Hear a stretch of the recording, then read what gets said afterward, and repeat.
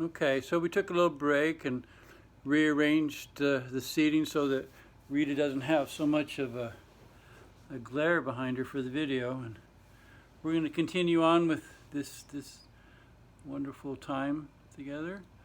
So Rita has a book she wanted to show. Well, I'll show it here. It's by John K. Char, Doc DDS, and just curious if Dr. Yu has this book, if he's familiar with this holistic dentistry book. Anything you want to say about the book, Rita? Well, I like the book because it has so many photos. It has pictures of everything that the doctor is doing. All the test points. Oh. And all the history of all this with the, acupuncture. Did he use the Dermatron also? Yeah, this is the what they call the field model. So this obviously was a machine he was using, same as we did. Yes. I did buy the upgraded model. However, it didn't have the built-in safety standard as the field model did, so that when I took it to Hawaii, we could not use the machine in the afternoon because so many airplanes came in and out at that time, and it interrupted, then the Dermatron wouldn't give accurate readings. So that's why I trusted the field model much more than the new model. It costs a lot more money, but we still depended on this model that's in this book. Okay, so this is not about holistic dentistry. It actually goes into Reinhold Voll's treatment points and shows the pictures, right? Yes, it has the.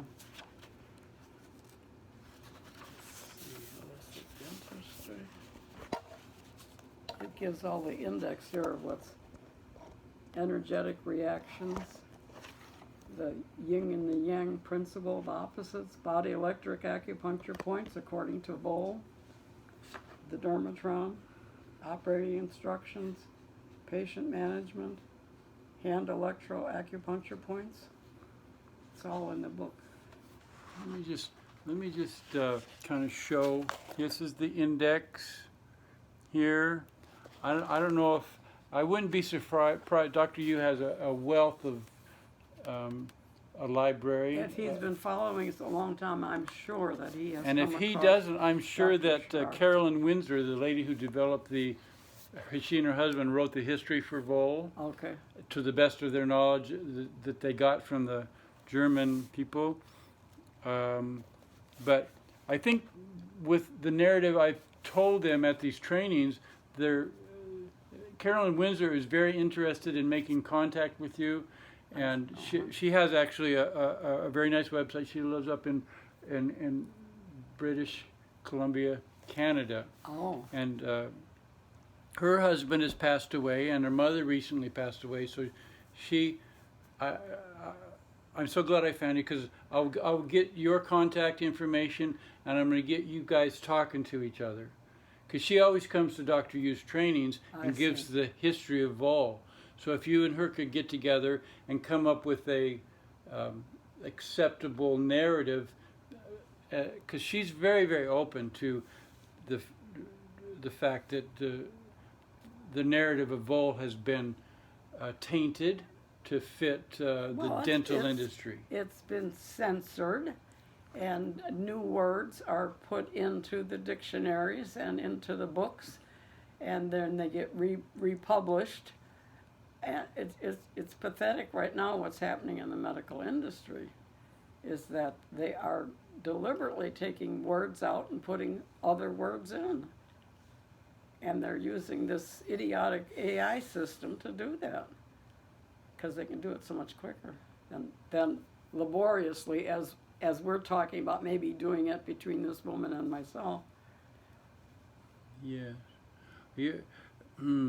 I actually emailed Carolyn Windsor last night and asked her if she'd be available, if she'd send me her phone number. She emailed me back this morning and said that she was all booked up today and wouldn't be able to talk with you today.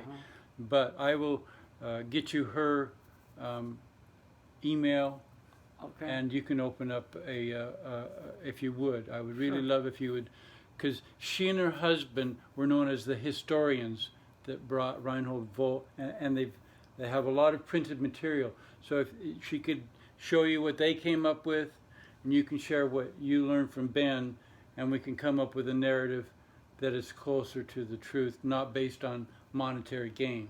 Right. Absolutely. Yeah, the monetary gain is a real hindrance. Yes, to truth. It's a real hindrance. I hoped to have an opportunity to meet Dr. Vol when he was planning to come to America in 1986. He was going to be speaking in, I believe, Las Vegas. And for some reason, he decided not to come. So at the last minute, he canceled.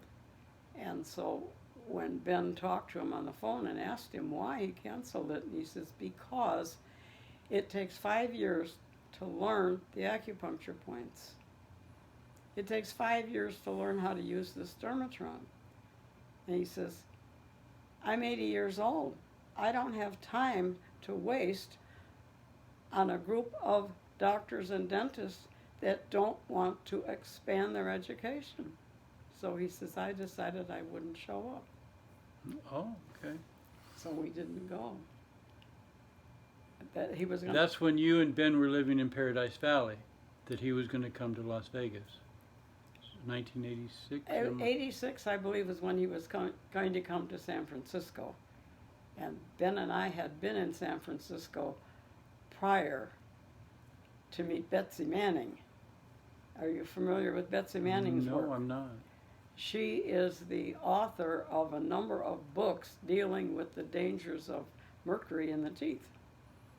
Okay, well that's would be wonderful to see if Carolyn Windsor was familiar with And this. when we went up to San Francisco to meet her and test her and try to validate a lot of her work,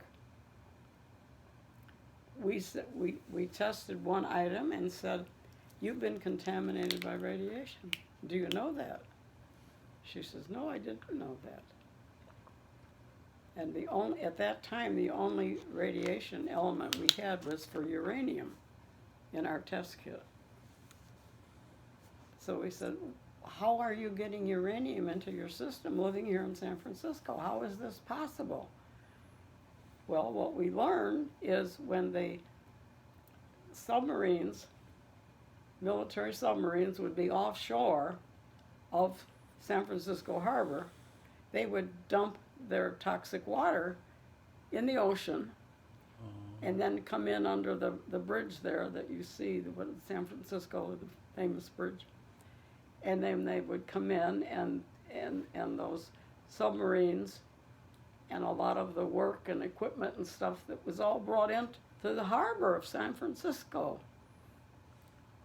And then, of course, then gets involved somehow with the waters, another problem in California, and the water distribution.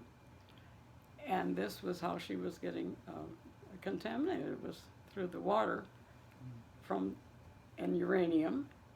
And then that's what led us to look for more homeopathic remedies on radioactive elements.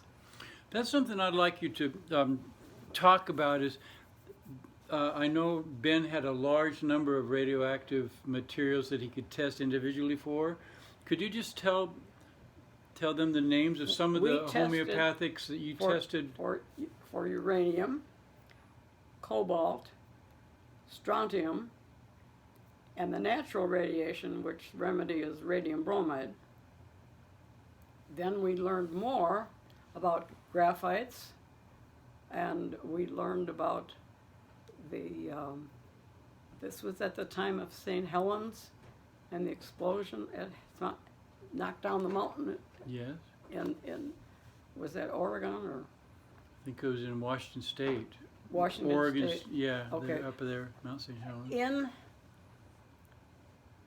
the big nuclear production from the military was all done in Washington State. And all the experiments on the children and all the terrible stuff that the military was doing.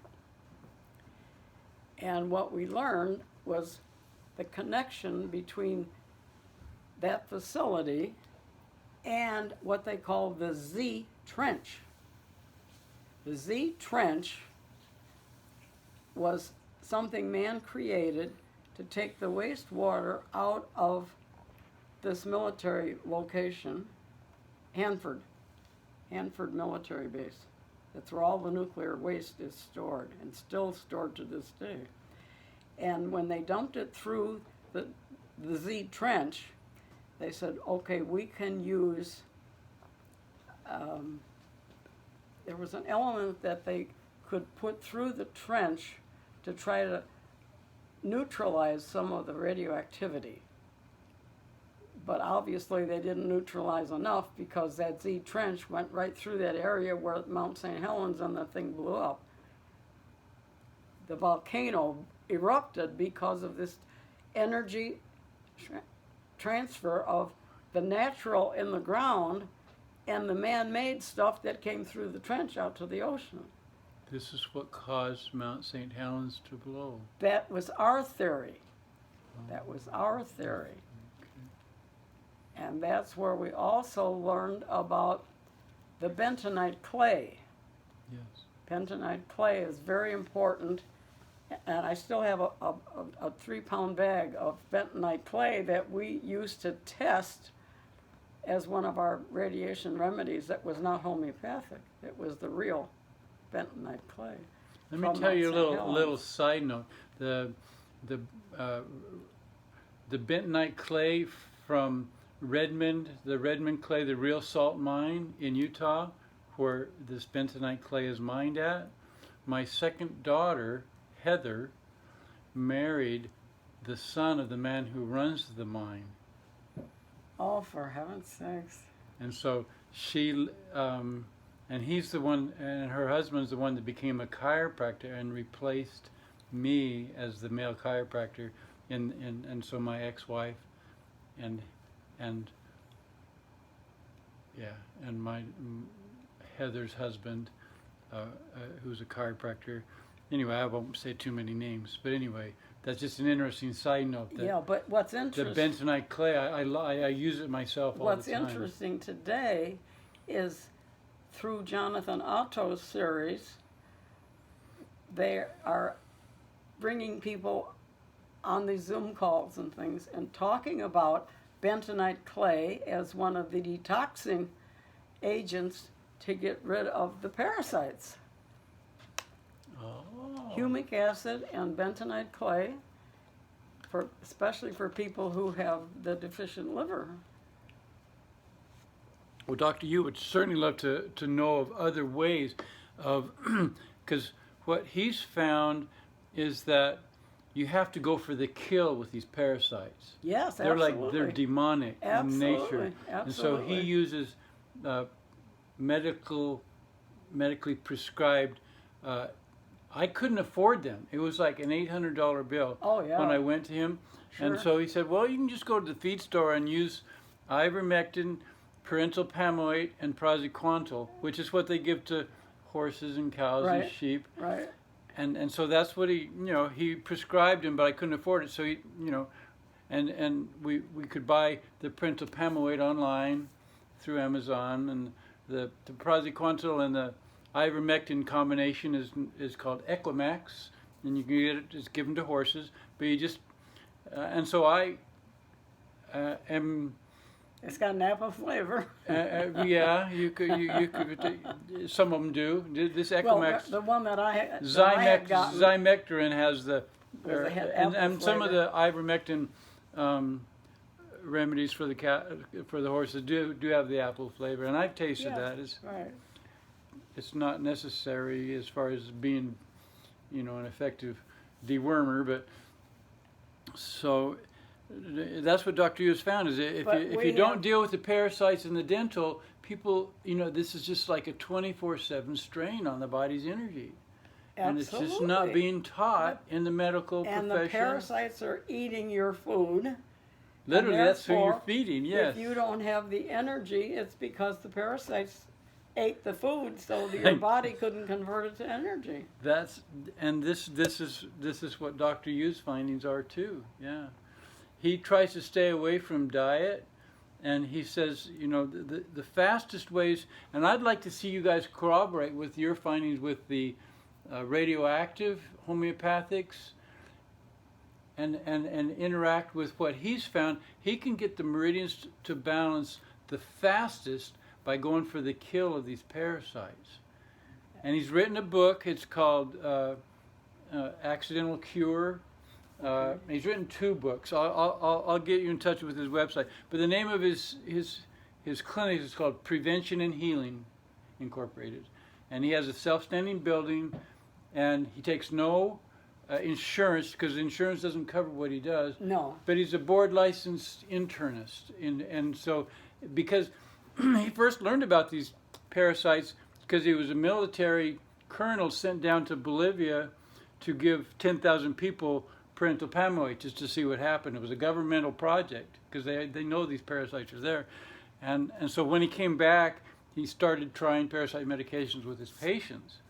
And then he was already aware he was using the Dermatron, and the different kindling is one of the brand names that he has different reps for different types of EAV machines come to his trainings. Sure. And talk about their equipment. But kindling is the one that has become popular. But he's trying to make it to where it's reproducible with only 40 points, so it can be learned, and it's not such an overwhelming 300, like you say, 5 years to learn the points, and then 5 years to learn how to use and how much pressure to use. What Ben used, the points on the feet and the points on the hands. That's all we used. Well, that's what he's evolved into, and he only has and I know like the dental point, the lymph point. I've taken the lung. The lymph is here. The allergy point is here. Well, he has a little bit different. Lungs are here. He has this is the dental.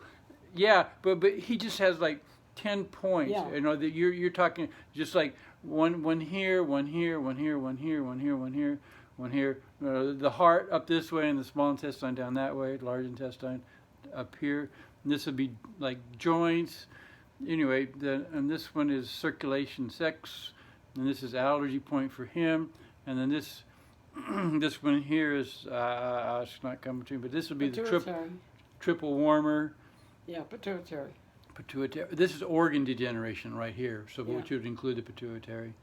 Anyway, so and you're an expert at using the Dermatron, and you have, and that it would be so wonderful to have you come and bring your Dermatron with you, and just talk about and not feel alone. That's what I felt so alone with this knowledge that you shared with me all these years, and all of the the rejection I've received. And then when I met Dr. Yu, it was like I'd found my tribe. And so I'd like to introduce you to your tribe, and we're working towards bringing this knowledge to the front. And I'm so thankful to God that you're alive, and that we can see where this goes. Because as a chiropractor, I'm way out of my league, and so I'm sitting with doctors and dentists, and he has one chiropractor, Stephanie Cheney, out in on the East Coast, I think New Jersey or something, that's one of his prime students. He has a primary student over in Belgium that's really taken his work, just the 40 points, and he's a medical doctor. And there was osteopaths and naturopathic doctors represented. So if we get all these different professions who are coming to the common knowledge of the meridian system, then we're going to have a unifying of this insanity that right now is just based in separation and making the money. Yeah. Yeah. All of this that we've been trying to put together since Max Gerson came to America to try to put all this together. That's what my parents were doing, the Garrison therapy, when they met you. They'd been doing it 12 years. That's the only reason they were alive when Yeah. they came to your house. And then, of course, the FBI came and did terrible things. And the man died at 75 when he was spending all his energy trying to recreate the book that he had written about his work and about the body and especially the green foods. Tell me a little bit about, I remember Ben was known as the wheatgrass man because he used the raw wheatgrass after these 1,100 people, each one depending, he found that if they couldn't ingest it, that he would actually do enema implants of the wheatgrass after the teeth were out, and he could save some people. There was two brothers that died, medical doctors. The medical doctors, he saved.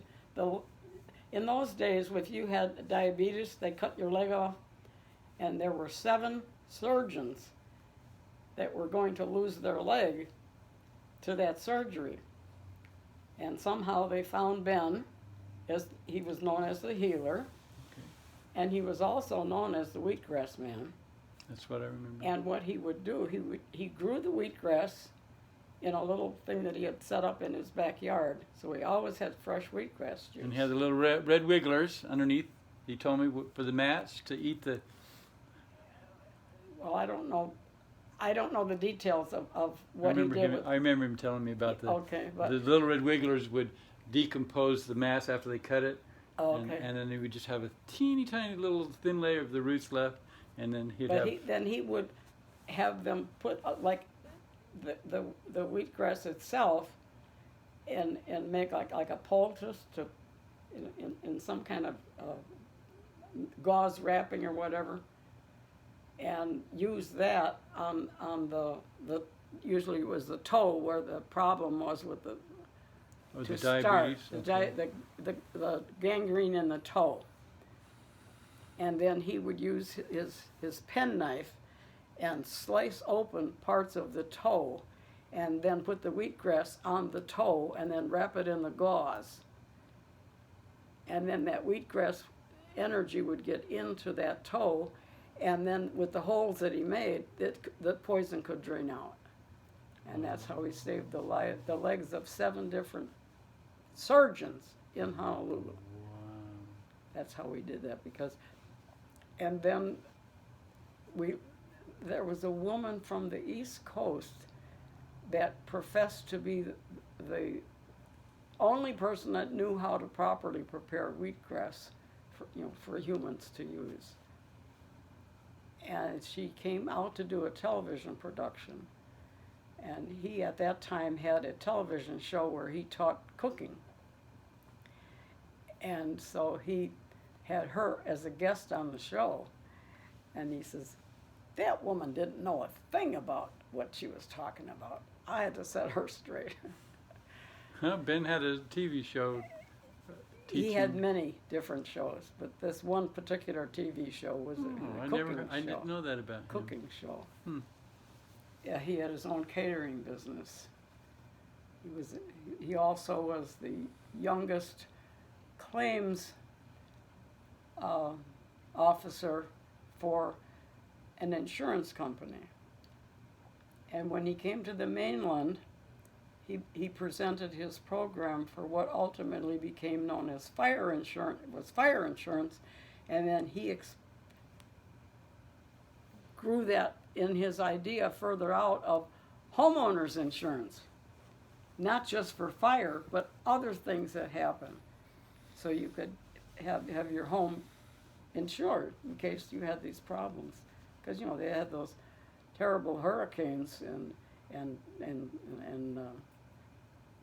tornadoes and all kinds of bad weather in Hawaii, where we just wipe out everything off the island, because it wasn't strong enough to withstand the winds.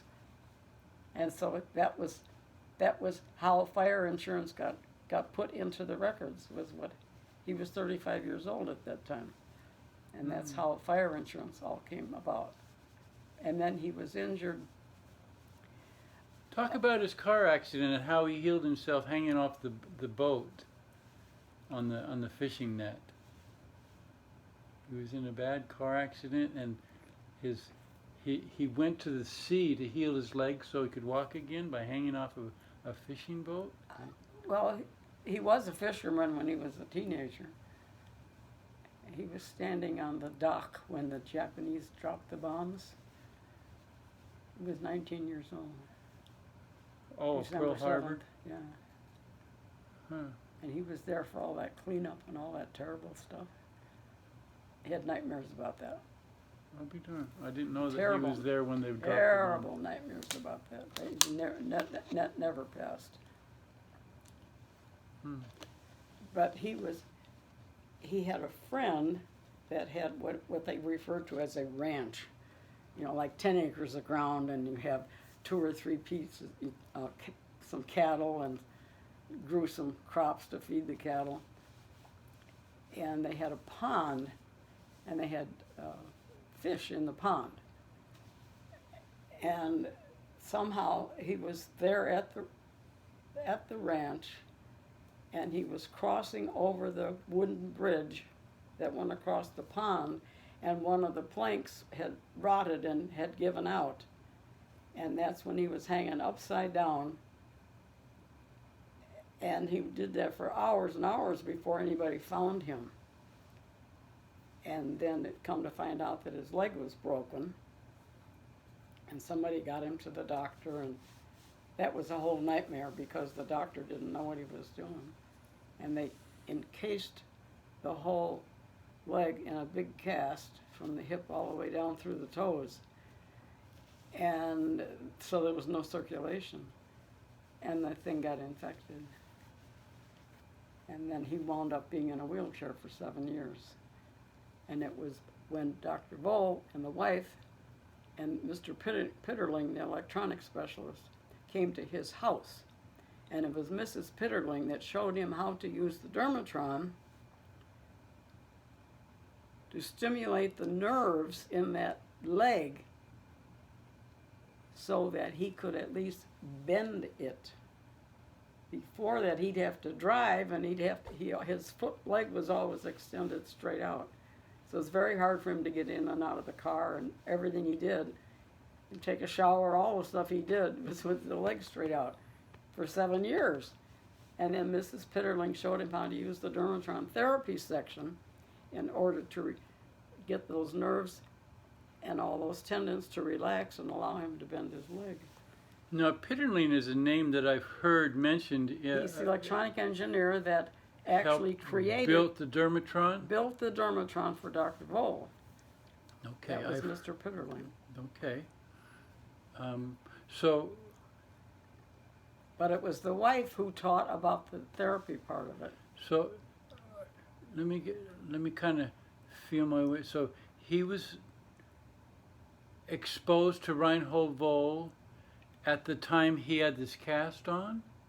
Is that when he first met Dr. Voll? Well, he had the cast, the big heavy cast off, because he made the doctor cut the cast off so the doctor could see the infection. Uh-huh.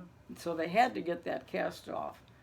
But so whatever bracket or brace they used on his leg, I don't know. He never talked about that. Well, Only that his leg was permanently always out because he couldn't bend it.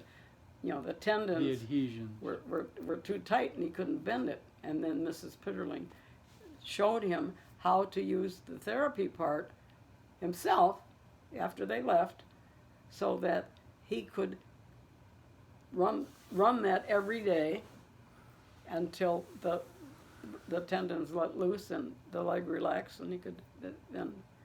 So when Mrs. Pitterling was at his home with Reinhold Voll and Mr. Pitterling. Yeah, correct. They stayed in his home for a whole week. Is that when Ben was because that's how they first wanted. They wanted to learn about the Mr. Wheatgrass Juice Man. That's what they wanted to learn. So Dr. Vole came to see Ben? Yes. Not the other way around? No, no. Oh my goodness, this in, is huge. They were in his house in Diamond Head in Honolulu for a whole week while they taught Ben about the machine and how to use it. So he had the engineer of the machine, the doctor who could demonstrate them how to use the machine, and the wife who taught the therapy in his home. So they came to see Ben. Yes. Oh my God, this is huge. And I believe that was in 1979. That's a huge shift in this whole narrative. Because I always thought that Ben, and this is what Carolyn Windsor was asking me about, is did he go down to Bolivia, to Los Robles, and be trained down there? No. He was trained in his own home. Because he had such success using wheatgrass. He was using wheatgrass before he learned about the Dermatron. Okay. And so 1979 is when he first was exposed to the Dermatron, or thereabouts. That's my understanding, somewhere in that range. And Vole personally came with Pittenger and Pittenger's wife to Correct. his home to learn how to add the benefits of wheatgrass juice to what they already knew about the Dermatron. Is that? I don't know if that's why they came. But they wanted to. Or whether they had maybe learn. seen him on television demonstrating about the wheatgrass juice. Oh. I don't know that part of the story. Regardless of how they became aware of him, he had never heard of Reinhold Vole before they came to his house? That I don't know. I know that Dr. Carlson, the dentist from Honolulu, had this little box and had a meter on it, and you could test certain points and know which tooth was the trouble. Okay. And then that's how Ben got involved in the device, was through this dentist. So the dentist was named Dr. Carlson. Do you know what year it was that he first met Dr. Carlson? Because that's a very familiar. I think I've Ron seen. Carlson is his name. I think I've seen that name somewhere in Dr. Vole has. Dr. Simon Yu has many books, and I actually have one of those in here. But anyway, it's about people who were trained by Reinhold Vole that were, then they wrote down their experience in their book. And he shared that with us. And I remember the one line in there that I really liked that stood out to me was that Reinhold Vole wanted the medical doctors and the dentists to work together. But that's not the way the cookie crumbled. But this other author wrote that about Reinhold Vole's heart. And do you know what happened with that whole picture? No. The Intero is another one of the machines. Yeah, that was the offshoot of the Dermatron.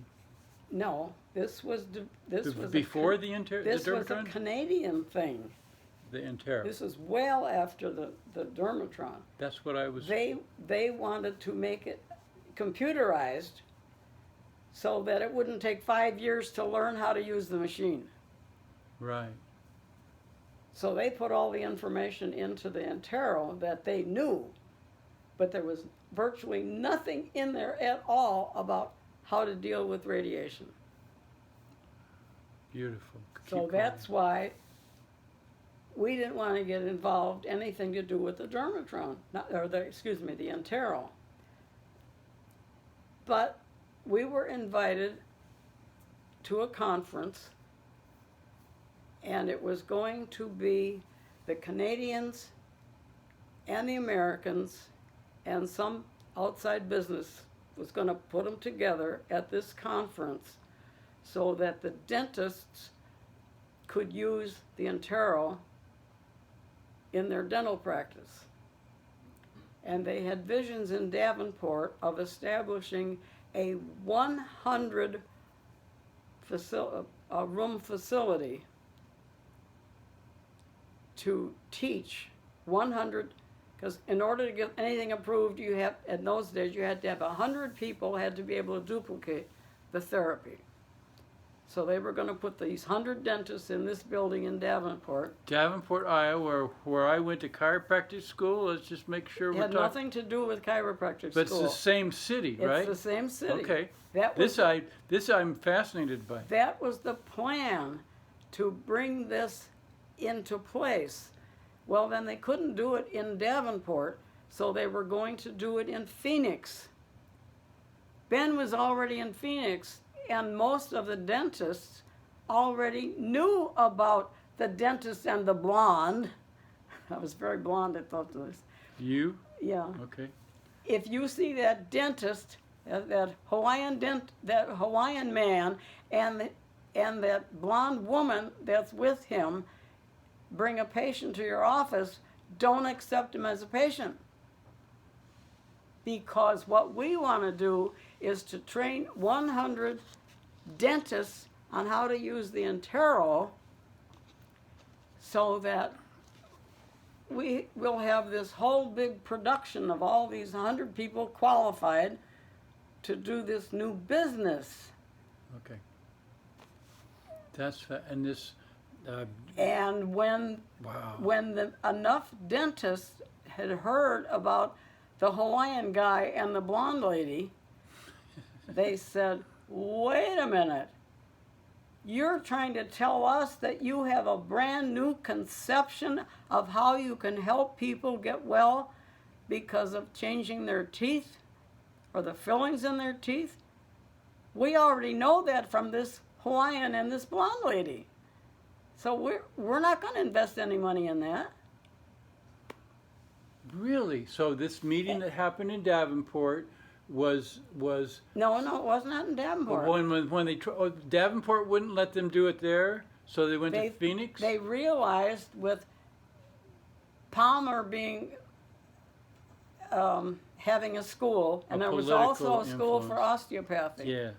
So because of that influence, they didn't feel they could begin this business in Davenport. That's why they came to Arizona, and they were going to do it in Arizona because Arizona was, back in those days, it was all medical stuff was like open. The Native Americans could help you, and lots of people could help you get well using different types of alternative treatments. So that's why they wanted to do it in Arizona, thinking they could grab this virgin territory and these virgin ideas and bring them into Arizona. And have a monopoly on the business. But Ben and I had already been going to all the different dentists for over a year trying to find dentists who would extract teeth. And we only found two. So we said, well, what's going on here? We went to the man who developed the artificial heart down in the University of Tucson. And he was a dentist, and he had developed this artificial heart that was being introduced. So they got a hold of that fella and said, we want you to be in charge of this dental thing we have in mind. And they divided Arizona into 4 quadrants. And the overall guy of the whole thing was this dentist in Mesa, Arizona. Do you remember his name? Not at the moment. Okay, it's okay, go ahead. And so we went to him and said, we have this woman that needs help immediately. And she has a relative that flies an airplane, has their own airplane to fly, and we'll fly her in to have medical attention. And this dentist had said, you can't bring her here because I won't approve of, on your suggestion, that woman have the tooth extracted here in Arizona. I will notify the other 3 quadrants to say, don't let this patient come and have a tooth pulled. He says, I have that kind of power here in Arizona. So okay, this is the sadistic nature. Can you then tell? Because my experience with you and Ben and my parents was you were aware of this, this lockout by the dentist in Arizona. We did not know that at the time. But you took my parents to. How did you get the relationship with the dentist in Nogales, Mexico? Did you guys go down there looking for him because you couldn't get cooperation from the dentist in Arizona, or what? How did that relationship, where I had my teeth pulled, how did you develop that with this dentist? One of the people that I knew from the healthcare industry, the nutrition industry, had gone to this dentist and had a tooth pulled. Okay. That's how we learned where he was. Okay. So we drove down there from Phoenix down to Nogales. Just to meet him, right? You weren't bringing a patient with you, and to right? introduce and ask if he would help us to help these people, including my own son. And Dale or Ross? Dale. Whom I've never met. I just. Yeah, the older boy, Dale. Dale had been damaged by orthodontic surgery. So you went down and you met. What was the name of this dentist? Do you happen to remember? Jose. Jose. Okay. I just don't remember his last name at the moment. And about how far was it from the border? Was it only like three-quarters of a mile? We walked. No, it wasn't 2 blocks from the border. It was just 2 blocks? Okay. And he introduced us to a doctor, medical doctor by the name of George. He was across the hall. So we went in that office and said, if we bring patients here and we know we need to have a doctor involved before any kind of surgery can be done, because extractions were part of surgery. And so he says, I'd be very happy to help you. $20, we would pay him to review the patient.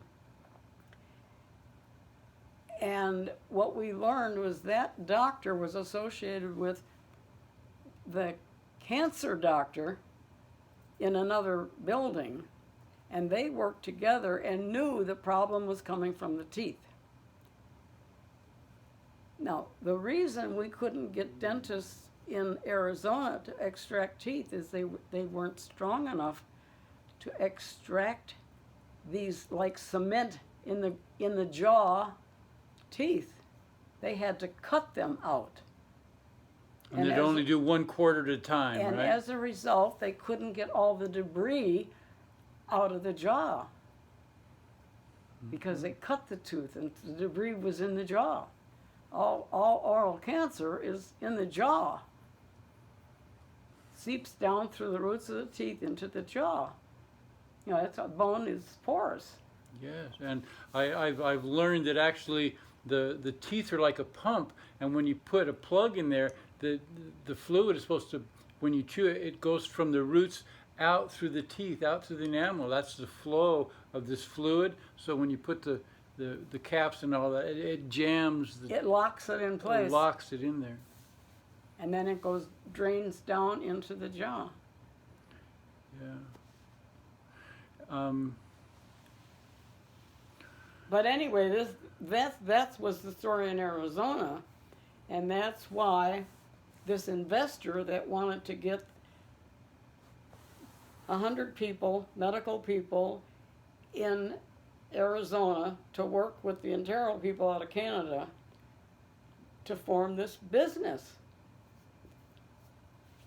And because we had already talked to a number of dentists over a year or 2 period of time, that they got wind of us and said, hey, wait a minute, you can't be letting the dentists here pull these teeth. You got to say no to these patients. And that stems from the perversion of Reinhold Voll's initial dental history, which then the Germans changed the narrative to save the tooth at all costs, put Voll up as a puppet. And, I did not know they did that to him. And wouldn't let, and wouldn't put his dental history or his trip to China into the history. So they just They basically they canceled it all out. they put him up and say this is EAV according to Vol, and they show his books and all, but they don't talk about his trip to China. Right. And that he went there for his own preservation because he has already had cancer. Already had the cancer and the cancer surgery, and he still had the no bladder control. Yeah, he wore a bladder bag. So, and now Carolyn Windsor knew that about him, but yes. She didn't know that it was the. And every night before he went to sleep, he hooked himself up to the dermatron for 20 minutes to kill any bacteria that may be in the urine. Did that every night. And now Carolyn Windsor did say that he was the longest living person that they were aware of Correct. that had lived with a bladder bag. Yes. Because he knew about how to use the dermatron every night. To kill the bacteria. So that he could then go out and be this puppet for the dentist and then do these demonstrations. But they took away the sacrifice he made of having his own teeth pulled by the Chinese before they would teach him the correlation between I don't know where the he teeth had and his the teeth dentist. extracted. I never heard that part of the story. I think that's what Ben told me, but I could be wrong. Yeah, but because see, they I didn't. never met Dr. Vole, but Ben spent a lot of time with him and a lot of time on the phone. So that could be something I heard from Ben that you. So a lot of things you would have heard from Ben that I don't know, because remember I was very, very sick. Yes, you were. I could hardly very, speak. very sick. I could hardly speak when I met you. That's right. I remember you had a very raspy voice. Yeah, I could hardly speak. I couldn't get the air up to get the words out. Right. And so even, just speak about that illness and how meeting Ben saved your life and the romance. I would like you to kind of share how that all evolved for you two. well, when I learned that there may be an association between my teeth and mercury being a toxin, a poisonous material, maybe there's something to this story that these other people were telling me. Carol Poor from up in northern Arizona, up near the border of the next state up. She's still there, and she was the one that I met through the nutritional program through Nature Sunshine. Oh yes. And I'm sure that's how we made contact with Dr. Jose, and the dentist in Mexico. Okay, so she was the one that told you about the I believe that it was dentist in Mexico. Carolyn Poor with the reference about the mercury. And now whether it was her or whether it was her friend that was involved in doing research about the mercury and your health. And that lady passed away maybe 4 or 5 years ago. I kept in touch with her for many years.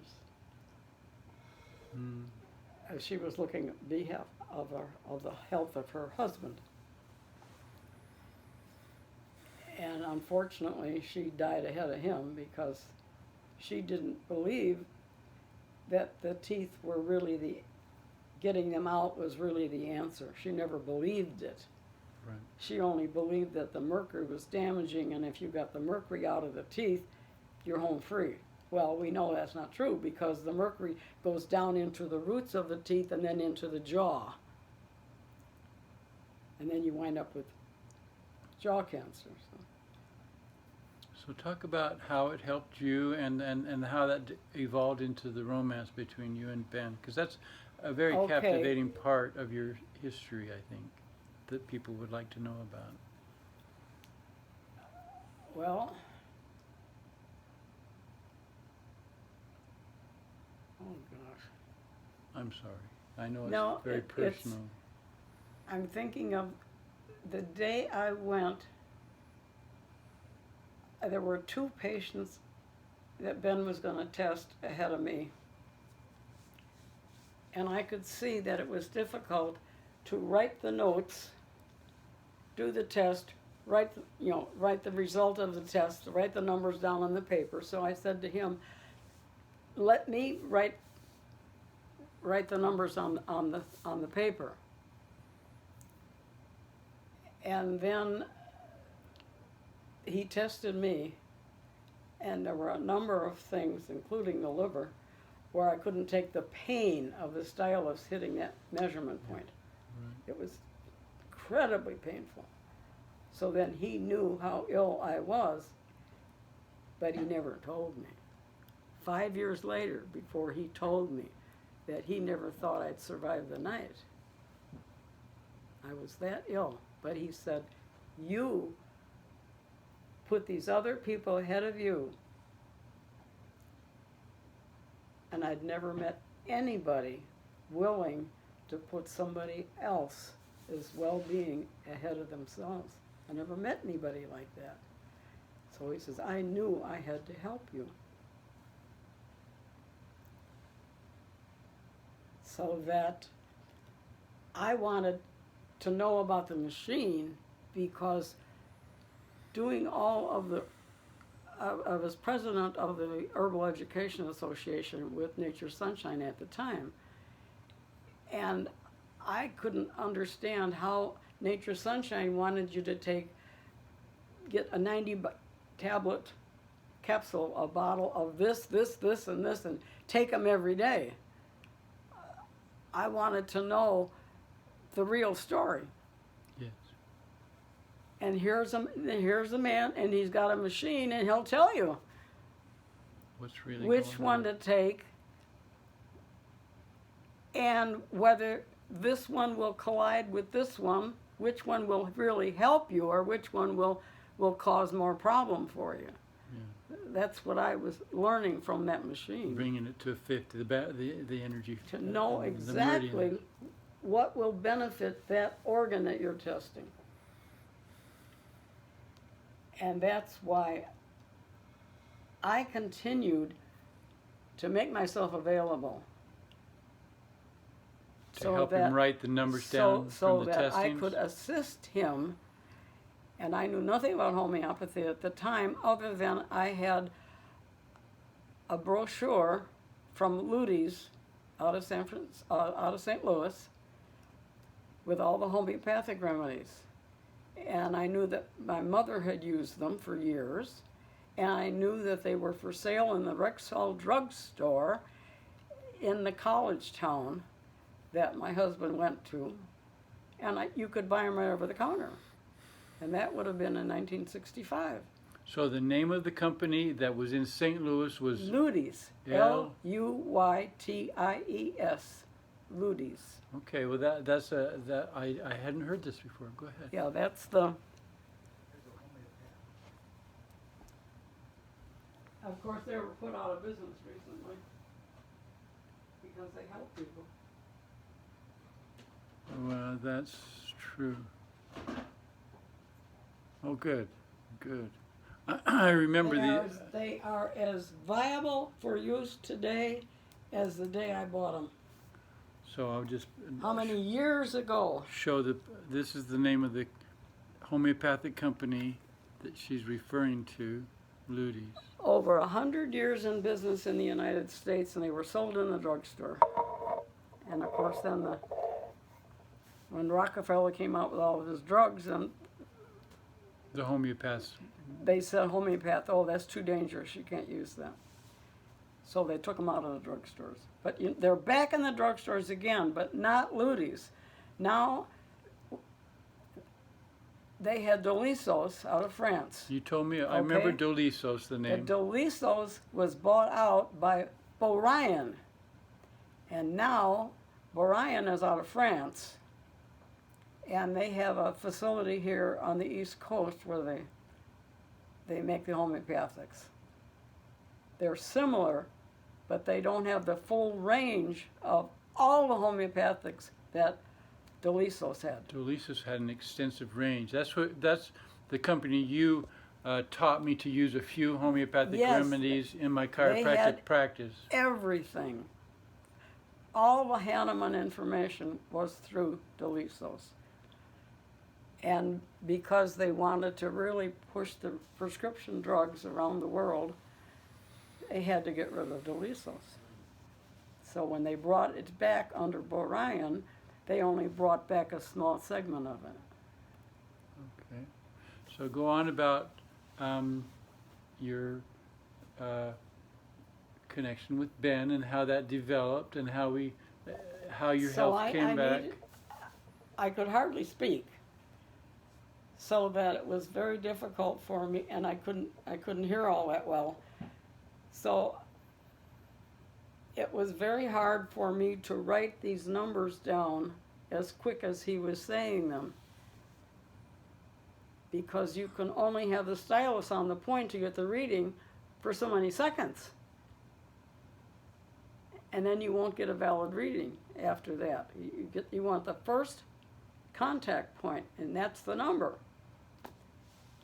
Right. So it was very, very slow for me to help him, but he was willing to let me do that. And then I was also with him when we took the first patients to get the teeth extracted. I did a lot of things before I had my own teeth extracted. Now, this was taking them down to the dentist, Jose? No, we had two dentists, local. one in Scottsdale and one in Phoenix. Okay. I had a doctor in Scottsdale, very good doctor. He lost his license because he wanted to really help people. Okay. So they did everything they could to discredit him. And so the other was Dr. Lee, who was with a group of dentists. And it was Dr. Lee that we took most of our patients to. Oh. And then that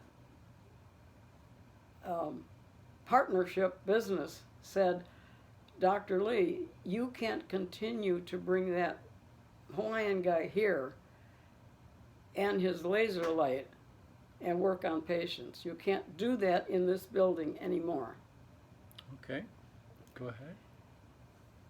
So that's how we got working with, I think his name was Barton, Dr. Barton in Scottsdale. Then we began to take more patients to him. And I believe he was the dentist that extracted the first 3 teeth that I had extracted. I wasn't strong enough for multiple extraction. They had to be taken out the worst first. So the first time I had only 3 teeth extracted. Okay. So it took that was in September of '85, and then the first week of December was when I had the rest of the teeth extracted and the intermediate dentures put in. So it was like a 3-month rest period between the first 3. No, they took out 3 to begin with, and then it was 2 this time, and maybe only 1 this time, until my strength was such that I could withstand the shock. Because if you do certain things in extracting a tooth, if the person is really sick and you want to extract the tooth, if you don't do it and pay real close attention, they'll die right there in the dentist chair. Right. And I witnessed 2 times the same man died in the dentist chair. We used the Dermatron to revive him. The dentist had the oxygen put over the man's face, and then he would gently talk to him. I used the laser then on his feet, and Ben was operating the Dermatron to stimulate the body with the electroshock. You brought him back to life twice. So that's, Yes, and I just want to, just a thought that came to my mind is on my journey, it was like my parents came and you took them to Mexico and Jose pulled both their teeth. They came back the next day and every meridian was perfectly balanced at 50. I witnessed that testing. And then I had my wisdom teeth out because I didn't want to have all my teeth out. And Ben said, well, if you're only, at least get your wisdom teeth out because it's affecting my brain. right. And then I asked Ben one day, he says, well, I have a mouthful of metal. Should I get my teeth out? And his answer was, pay me now or pay me later. It's your choice. But he highly recommended that I do. So that's, I just want to throw in here is that if I hadn't had my parents come back to life, because you guys saved their life, and I was a very filial son, I always wanted to please my parents. And if I hadn't have then, that's what set me up then to, at a very young age of 32 years old, a young chiropractor, to go ahead and I just felt directed from my heart. It was like my spirit guides, whatever you want to call it. And I talked my ex-wife Suzanne into going with me. If I hadn't have done that at such a young age, the result that has happened for me, and I've shared it with you, I think in emails, is that I got into rebirthing, and I tapped into prenatal memories when we didn't have teeth in our mouth. And the way I did that was I curled up in a ball in the fetal position in a bathtub. After doing rebirthing with a nose plug for 5 years, one day I said, well, in the womb we didn't have this nose plug. So I took the nose plug off and drew the water across my nasal membrane, and it burns. And then I stayed in the fetal position and loved the burning, and my belly button started to pulse.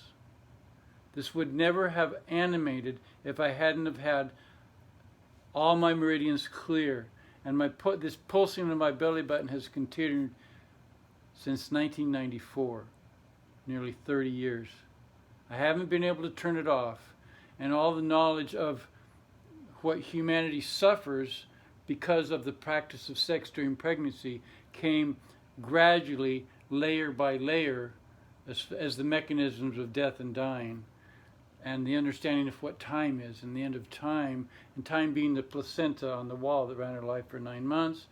And so we created this round timepiece on the wall, and we let it run our lives now because we all forget conception days 3 or 4.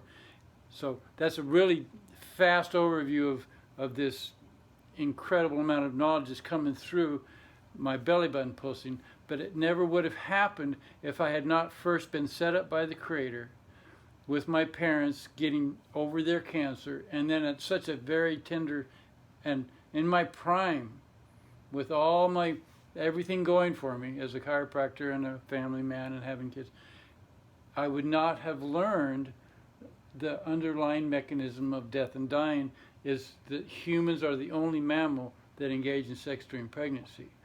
And I've written an extensive book. I have a book online I'll share you. It's called Let the Fetus Have Its Say. And so what we're doing as humanity right now is we're aborting 5,000 fetuses a day, but we won't stop and let them tell us that they don't like sex during pregnancy, that they actually have to hold their breath. It's like a waterboarding experience. And we experience this more over and over again in the womb, and this is why everybody curls back up in the fetal position, because of the dominance of these fetal memories. You see it in the aging process. Aging and dying is nothing more or less than these memories that animated only because I was crazy enough to follow this intuition as a young 32-year-old man and have my teeth pulled. And then doing rebirthing for 5 years, loving it, but always with the nose plug on. And then one day, first cranial nerve, it's not the first cranial nerve by accident, and my belly button started to pulse. And I haven't been able to turn it off for 30 years. And I just felt so, it's like once my belly button started to pulse, I couldn't relate to anybody. It's like I was in a different parallel universe. And so when I actually met Dr. Yu, and he was trying to carry on Reinhold Voll's work, I just felt so thankful. And then I thought of you, and I said, and then the narrative that they were told was different. So I said, I gotta find Rita. If she's still alive, Oh gosh. you know, this would be like the coming full circle for this journey that I started with her all those years ago. I just wanted to throw that in there. Yeah. And my thinking for the last 10 years has been feeling deficient in not being able to carry on Dr. Voll's work because nobody wanted to hear about getting their teeth pulled. And this is exactly the same thing that Dr. Simon Hughes says.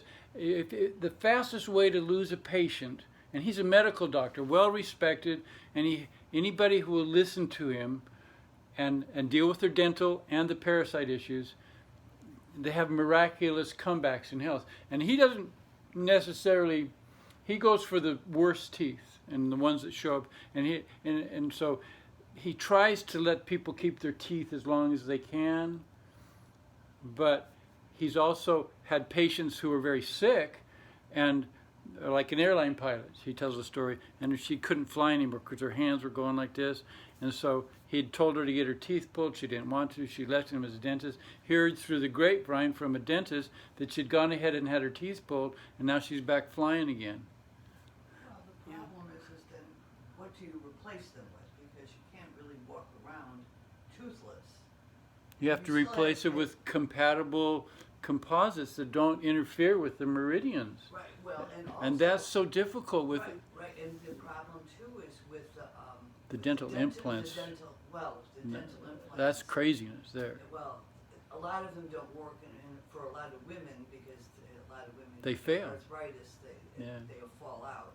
But what also is that the material on the plate itself can be it can have all of these chemicals. Exactly. She experienced this, and you know, it's like chili peppers, like she said. You know, that some of the chemicals that they use.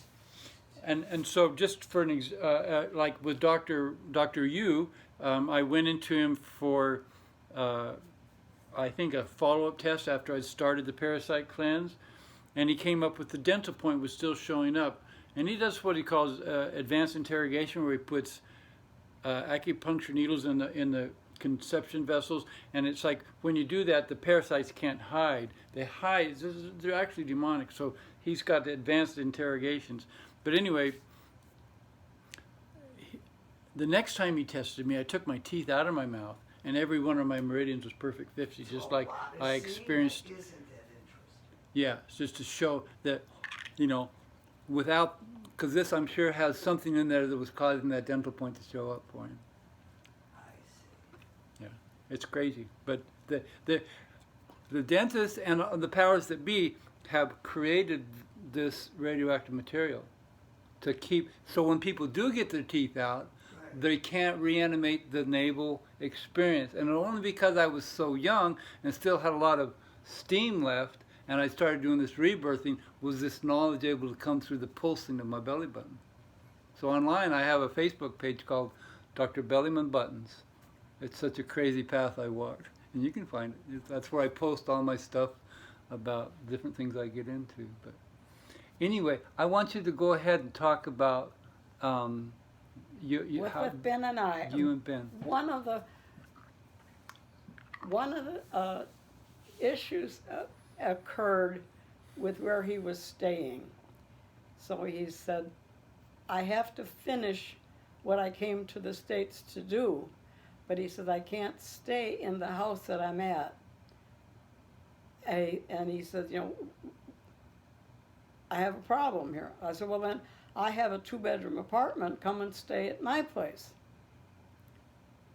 And so, being Hawaiian and doing Hawaiian massage, that's the first thing he did. He had told me to lay down on the bed, and with his hand on the bare belly, on the navel area. And that was one of the first things he did to reestablish life within my body. That's what I found is And- like all the answers to immortality lie in these memories that they go to extreme measures to And when- suppress. And I fell asleep after he massaged me. And when I came to in the morning, a little voice inside me said, "You're still alive."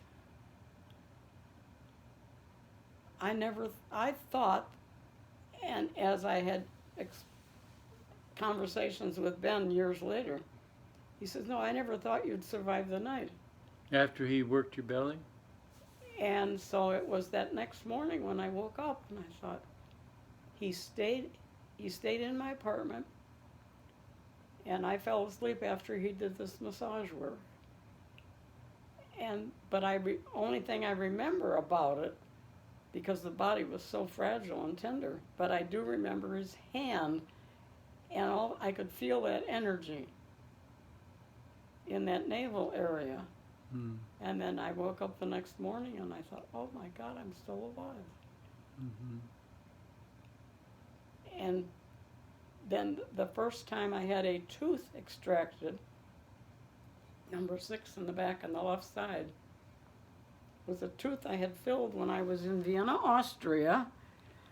And there was an amalgam filling on one side of the tooth, and the Austrian dentist put in a gold filling on the other side of the tooth that had broken off.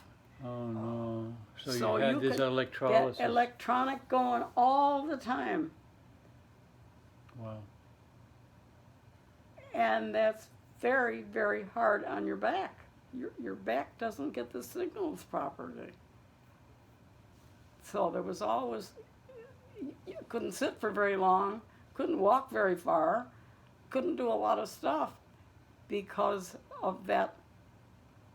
And I had no idea that I was in Vienna, Austria, which is supposed to be the home of all the great medical people. I had full confidence that this dentist knew what she was doing, but that's what she did to me. Wow.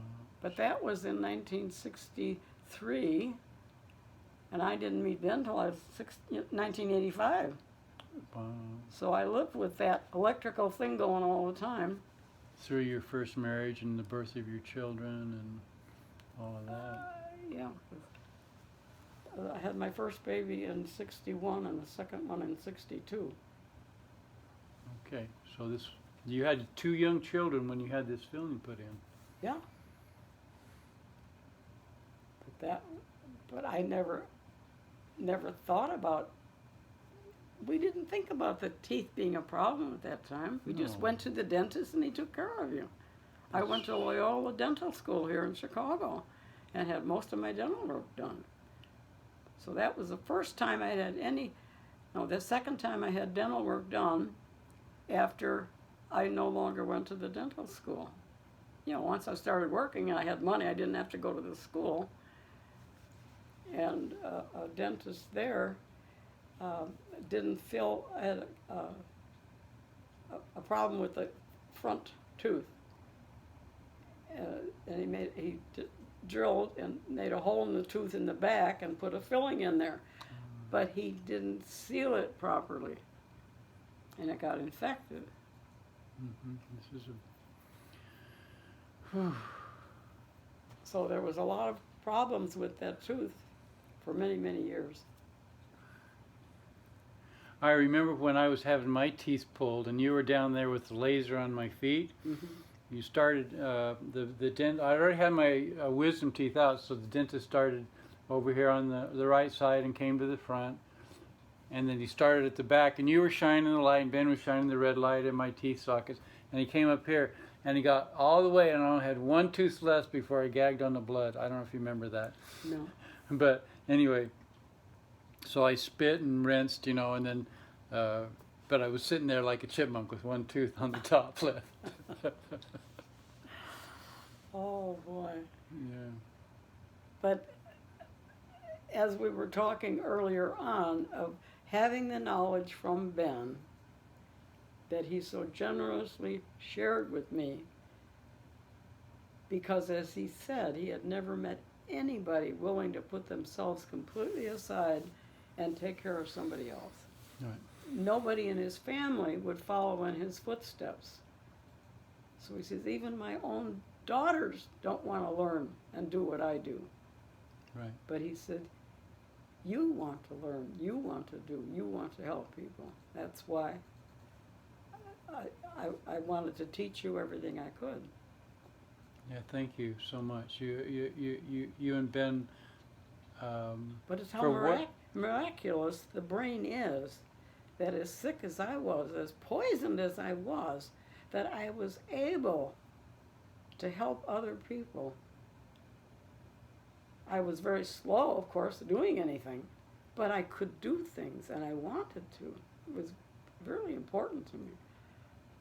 And it's important to me now to not leave this planet without somehow making a connection with somebody to Yay. expand and share the information. I knew that was your heart. I knew and so let's corroborate together. And in April is when he has his next training. You can look up his website. It's preventionandhealing.com, and look at the dates for his trainings. And let's give you the stage. You more than deserve it if you're willing to. And it will also help me tremendously, because I'm way out of my league with these dentists and doctors.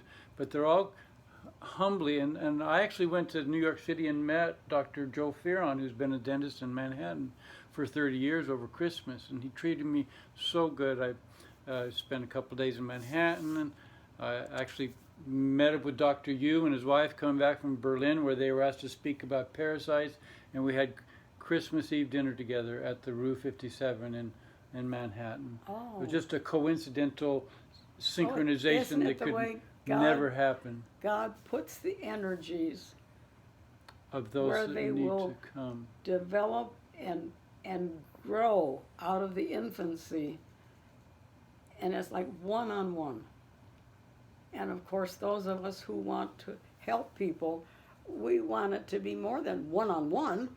You know, if we can help 10, you know, give us 10 to help. But that's not how the universe works. It's Yeah. just not how the universe works. Everything is so incredibly slow. Yeah, And then I wheel think back of turns how slowly. slow I was in learning what I needed to learn. But I joined the Dowser Society. And what's that? That's the dowsing where you find out. Oh, the dowsing rods. Oh, yes. I had what we call a bobber. You gave me one of those with a little bobber, and it looks like a bullet out on the end, and I used to spin it right or left. And Ben would have given you that, yeah. Oh, Ben, okay, anyway, that's the one he gave me. Ben, who was the one who taught me, not that he taught, but as he showed me his confidence in learning dowsing. Yeah, he told me stories about how they had this really expensive machine that could tell if the substance has a level rotatory or a dextrorotatory spin on it, and they would spend millions of dollars to tell, and he could just take his dowsing rods and embarrass him, and he would get it right every time. I remember telling that story. So in wanting to teach, I thought people who came to the dowsing meetings wanted to learn. And being a member of that for almost 20 years, and nobody really wanting to learn. They just went for the entertainment, to watch somebody else use the dowsing, different devices. That was a big disappointment. And of course, that whole thing collapsed because there was nobody there to keep it going.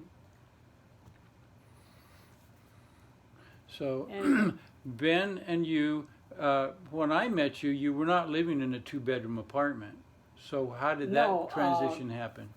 My husband decided that I needed to file for divorce because we agreed to separate. This was and after you met Ben? No, before I met Ben, my husband and I had agreed to separate for 6 months. Oh, okay. Because I needed to find out if I was sick because of his way of treating me, of the isolation, of the standoffishness, of the not talking to me, not eating with me. I needed to know if it was him or if there was some problem that I had.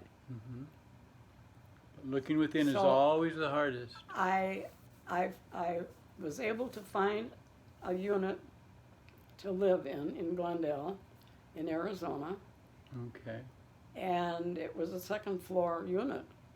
And as sick as I was and as weak as I was, how was I going to get my few possessions up those stairs? They were straight upstairs. And I went to buy a piece of wood so I could make a bookshelf for my books. I took my books with me. And as I was putting this 6-foot piece of lumber into the back of the car, it slipped out of my hands and it hit my foot, right there on my foot, and it tore the skin. Oh, And I never felt it. not good. And I thought, it's not him, girl, it's you. Something's wrong with you. You got a problem. You've tried all through the eating business and the water and the juices. I worked on all that for over 2 years and it didn't make one hint of difference. So what was it? And then I told you I went to the health food store and bought the package of oat bran and met this guy, and I got a phone number and I called, and the next day I was able to be tested and learned that it was the mercury poisoning. So, at one point, Ben needed to move from where he was, and you invited him to this apartment? Yeah. And your husband and you had agreed to separate the same No, we apartment? were already separated. You're already divorced or just No, separate? just separated. I wasn't interested in divorce. I was just interested in finding out if I separated from him for a period of time, would I find out if it's him or me? Okay. So I And guess what I'm interested in is when I first met you, you had a very nice home in Paradise Valley. Well, that was the home that my husband and I and our children, we lived in that home Okay. for a number of years. So you'd moved out of that into the apartment. And I thought the boys, Okay.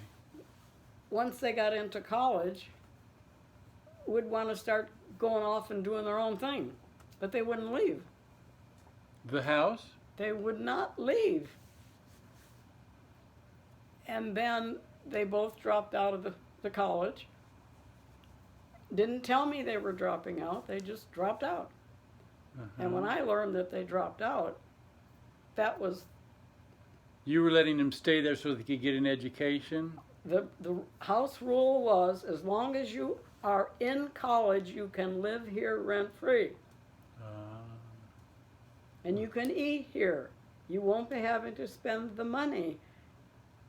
If you're out on your own, you're going to have a job. You're going to have money.